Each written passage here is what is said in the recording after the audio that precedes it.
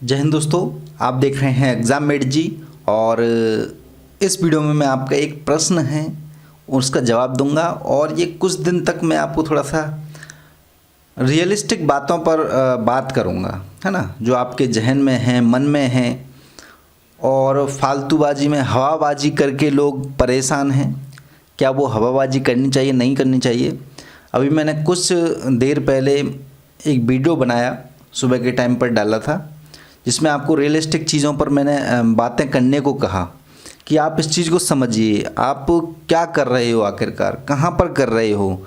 थोड़ा सा अपने आप को इसके अंदर देखिए, झांकिए अपने अंदर। जो आप यूपीएससी की तैयारी कर रहे हो, क्या वो यूपीएससी की तैयारी आपके करने के लायक है? कितने लायक है? आप कर सकते हो, नहीं कर सकते हो? इन मुद्दों पर मैंने बात करी थी, है ना। तो कुछ लोगों के बड़े मिलो जुलो से रहते ही हैं, हमेशा ही रहते हैं, ठीक है। कमेंट में वो कहने लग गए कि आप डिमोटिवेट कर रहे हो लोगों को। तो दोस्तों बिल्कुल, यदि आप इन बातों से डिमोटिवेट हो रहे हो तो बिल्कुल मैं ये मान के चलिए डिमोटिवेट करता रहूँगा आप लोगों को, क्योंकि डिमोटिवेट करके ही यदि आपका जीवन बचाया जा सकता है, ठीक है, तो वो तो मेरा हक है कहना, ठीक है।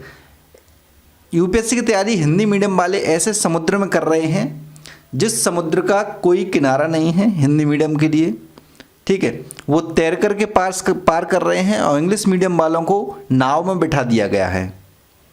इस बात को समझिए, नाव में बिठाकर बैठने वाला व्यक्ति जल्दी से पार करेगा, या फिर जो नाव में नहीं है, जिसके पास कोई भी संसाधन नहीं है, वो व्यक्ति पास करेगा। तो दोस्तों इस चीज़ को समझ लीजिए, है ना। और या तो आप नाव खुद बना करके बैठिए, और वो कब बन पाएगी? जब आप आत्मनिर्भर हो पाओगे। जैसा कि मेरा एक प्रश्न है, आप लोगों का एक प्रश्न है जिसका मैं जवाब दूंगा इसके माध्यम से।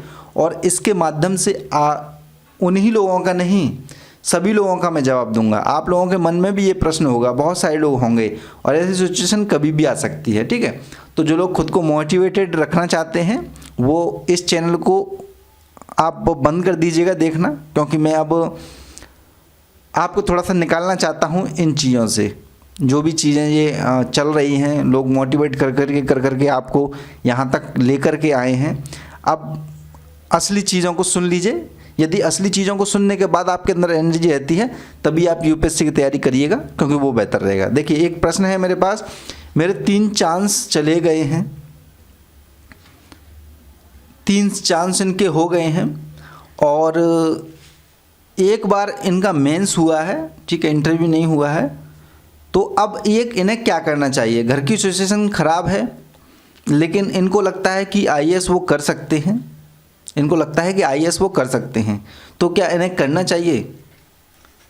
बहुत अच्छी एक तरह से बात कही है इन्होंने। अच्छी क्यों कही है? क्योंकि 3 चांस निकलने के बाद भी इनके अंदर जज्बा है वो यूपीएससी करने का, आईएएस बनने का। ये एक अच्छी चीज़ है। दूसरी चीज़ ये भी है कि हो नहीं पाया है, तो कहीं ना कहीं इनके मन में ये सवाल है कि क्या मुझे आगे करना चाहिए? करना चाहिए तो कब तक करना चाहिए? तो इस सवाल के माध्यम से मैं आपको सभी लोगों को एक जवाब देना चाहता हूँ। ये उस सिचुएशन से गुजर चुके हैं, ठीक है, ये उस सिचुएशन से गुजर चुके हैं जब आप आने वाले हो। तो आप पहले ही इसका हल निकाल के रख लोगे तो ज़्यादा बेहतर है।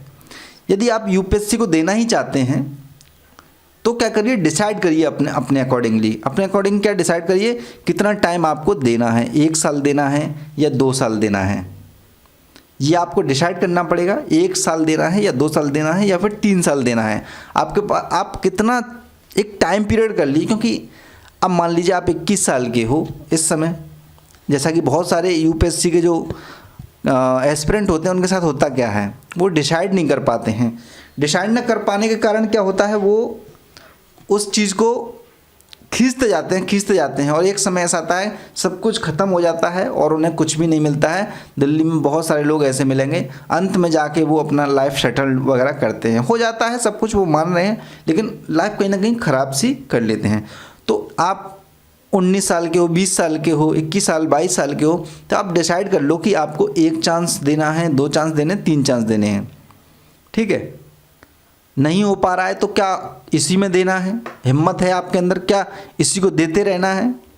नहीं दोस्तों, ऐसा नहीं करना है बिल्कुल भी। ये एक तरह से क्या करता है, आपको डिमोटिवेट करता जाता है, डिमोटिवेट करता जाता है, करता जाता है, करता जाता है।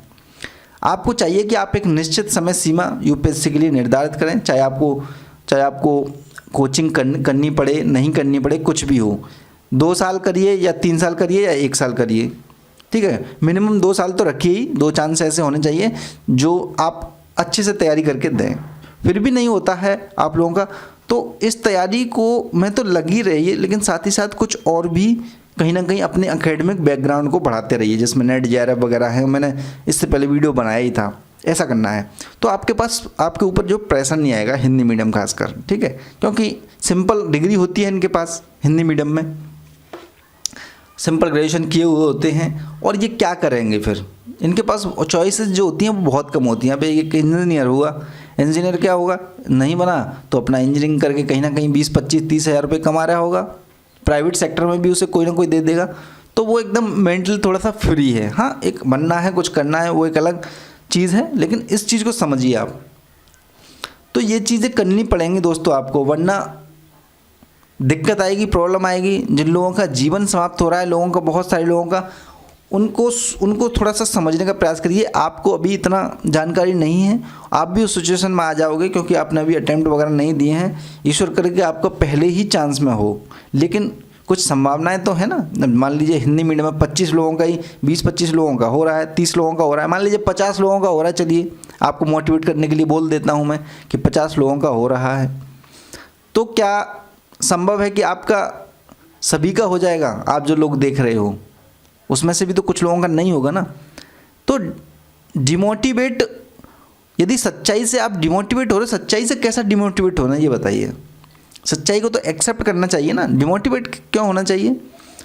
आप डिमोटिवेट इस वजह से होते हो क्योंकि आप मोटिवेटेड होते रहते हो दूसरे लोगों से। जैसे टीचर हैं, कोई बताते रहते हैं, करिए, ये करिए, इस बार नहीं हुआ अगली बार दीजिए, अगली बार नहीं हुआ अगली बार दीजिए, लगे रहिए, जब तक जान है तब तक लगे रहिए। इस प्रकार की बातें जो होती हैं वो बिल्कुल आपको बेवकूफ़ बनाने वाली होती हैं। बस आपको अपना करियर बनाना है दोस्तों, अच्छे से बनाना है, समझदारी से बनाना है। 2 साल इस एग्जामिनेशन में दीजिए, उसके बाद आप अन्य कुछ प्रयास करिए, देखने का, सेटल्ड होने का प्रयास कर लीजिए। उसके बाद फिर से आप करते रहिएगा, कोई प्रॉब्लम नहीं है। या फिर ऐसा कर लीजिए कि पहले कहीं सेटल्ड हो जाइए, यदि आपको लग रहा है। नहीं, मुझे पर्सनल ऐसा लगता है कि जो शुरुआती जो एनर्जी है 2 साल कम से कम इसमें दीजिए, उसके बाद नहीं होता है तो थोड़ा सा ब्रेक लीजिए। ब्रेक लेने में कोई हर्ज नहीं है। 1 साल तैयारी और अच्छे से करिए किसी अन्य एग्ज़ाम की, उसे निकालिए, उसके बाद फिर इस एग्जामिनेशन में आ जाइए, कोई प्रॉब्लम नहीं है। ये है, क्योंकि हमें सिचुएशन को समझना होगा दोस्तों। अगर नहीं सोचेंगे तो फिर प्रॉब्लम होती रहेगी। तो इस वीडियो में बस इतना ही, एक छोटा सा डिस्कशन है आप लोगों से। मैं करता रहूँगा इस प्रकार की चीज़ें, और अपने आप को मोटिवेशन से अलग रखिए, सच्चाई का स्तर जानिए और अपनी तैयारी को आगे बढ़ाइए, ठीक है। केवल मोटिवेशन से यदि तैयारी हो जाती ठीक ठाक तो क्या फ़ायदा फिर ऐसी तैयारी से? मोटिवेशन से तैयारी हो जाती है, मोटिवेशन तैयारी होके क्या होगा? क्या सिलेक्शन हो जाएगा? मोटिवेशन से नहीं होगा, सिलेक्शन होगा सच्चाई से। जब सिलेक्शन होगा, जब हिंदी मीडियम में 25-30 सिलेक्शन हो रहे हैं तो आपके चांसेस क्या रह जाते हैं? कम रह जाते हैं। यानी कि चांसेस तो हैं लेकिन कम हैं। तो उस सिचुएशन को भी समझना पड़ेगा। अब कुछ लोग आते हैं एकदम नए कि अब तक नहीं हुआ है, अब होगा, वो मैं करूँगा, मैं लाऊंगा फर्स्ट रैंक हिंदी मीडियम से, ठीक है। आ सकती है बिल्कुल, इसमें कोई दो राय नहीं है, लेकिन सिचुएशन समझिए आप, सच्चाई को जानिए, तब करिए तैयारी। और कर भी रहे हैं आप, मुझे पता है बहुत सारी जूझ रहे हैं, मैंने भी बहुत सारी सच्चाइयाँ बताई, ठीक है, लेकिन नहीं काम किया। इस बार प्री भी बहुत कम लोगों का हुआ, इस बार तो पहले से भी कम लोगों का हुआ है प्री एग्जामिनेशन, कारण उसके कुछ भी रहे हों। यानी कि धीरे धीरे डाउनफॉल होता जा रहा है, कारण कुछ भी हो। तो उस सिचुएशन से डिजास्टर जो बन जाएगा आने वाले टाइम में, यूपीएससी के एस्पिरेंट डिजास्टर ना बनने दें, है ना। डिजास्टर ये होगा कि एक भी सिलेक्शन नहीं हुआ और तैयारी करने वाले 2 लाख लोग, फॉर्म भरने वाले 2 लाख लोग। ऐसा सिचुएशन डिजास्टर से बचने के लिए, डिमोटिवेशन से बचने के लिए आने वाले टाइम में, ठीक है, जो मैंने बातें कही हैं उन पर अमल कीजिए। इस वीडियो को लाइक और शेयर कर दीजिए दूसरे लोगों तक। जय हिंद, जय भारत, धन्यवाद।